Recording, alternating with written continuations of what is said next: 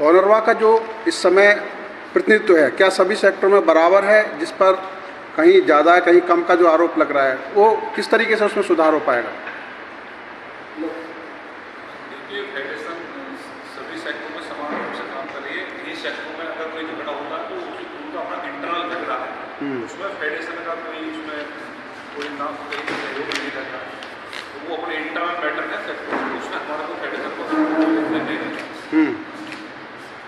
नहीं तो किसी सेक्टर में मान लिया 5 वोट हैं आपके, किसी सेक्टर में केवल 2 हैं, कई जगह कई RW हैं, किसी जगह 1 RW है, तो ये जो अलग अलग तरीके की चीज़ें हैं, इस पर क्या कहना है? क्या ये इसमें भी जो आपका रूल है जो 2 बार से ज़्यादा का नहीं हो सकता, तो क्या RW में भी ऐसा होना चाहिए? देखिए, जो जितनी RW जो खास तौर पर मांग करती है कि 2 साल का होना चाहिए। हाँ, सबसे पहली बात है कि हमने ना कोई रूल बनाया ना कोई रूल तोड़ा।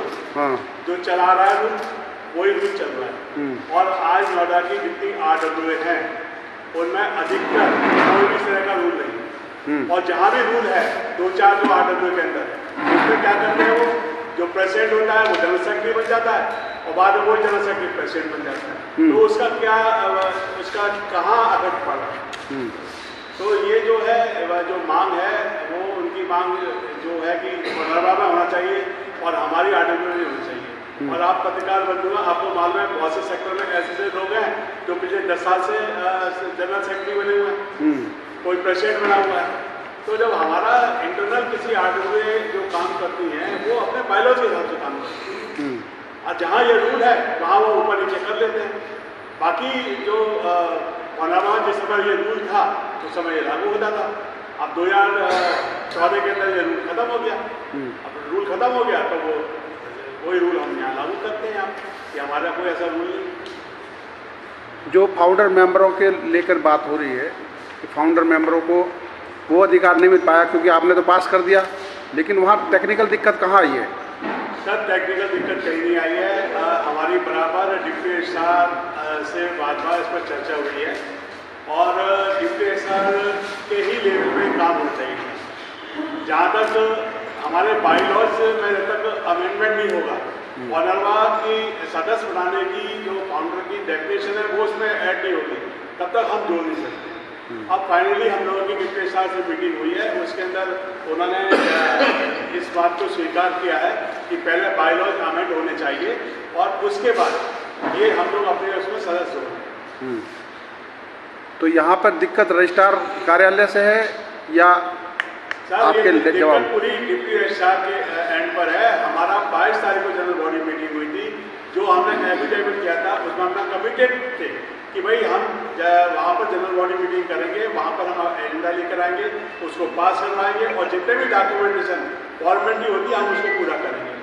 22 तारीख की हमारी जनरल बॉडी मीटिंग थी। 23 तारीख को हमने सारे डॉक्यूमेंट्स बना कर डिप्टी रजिस्ट्रार को भेज दिए। 26 तारीख को हम फिर पर्सनली डिप्टी रजिस्ट्रार के पास गए और उनको दोबारा दिए कि साहब ये डॉक्यूमेंट्स हैं, आप इसमें बायलॉज में अमेंड कर दें। तो हमारे लेवल पे किसी भी तरह की कोई भी कमी नहीं है। हम तो खुद चाहते हैं, जब हमने एक एग्रीमेंट किया है आपस में, तो ये हमारी जिम्मेदारी है कि हम उसको इम्प्लीमेंट करवाएं।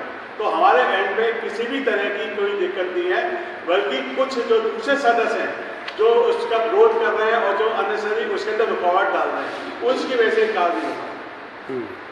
नहीं, तो क्या जो आपने अमेंडमेंट भेजा है उसमें कि जो संस्थापक सदस्य हैं उन्हें शामिल किया जाए, एफिडेविट भी दिया है, अपने आम सभा में भी पास किया है, उसमें किसी ने ऑब्जेक्शन किया है?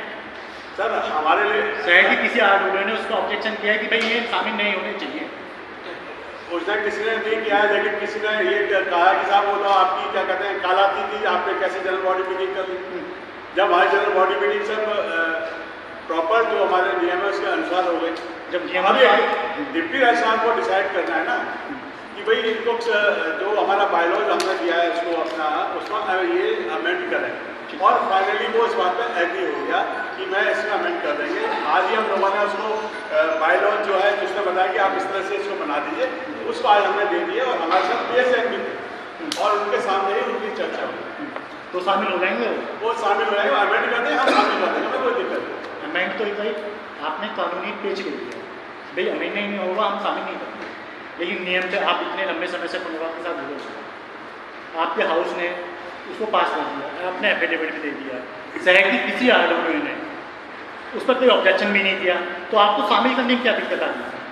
शामिल हमारे लेवल पे कोई भी चीज़ को शामिल तब तक नहीं कर सकते जब तक कि वहाँ से हमारे बायलॉज में अमेंडमेंट हो जाता है।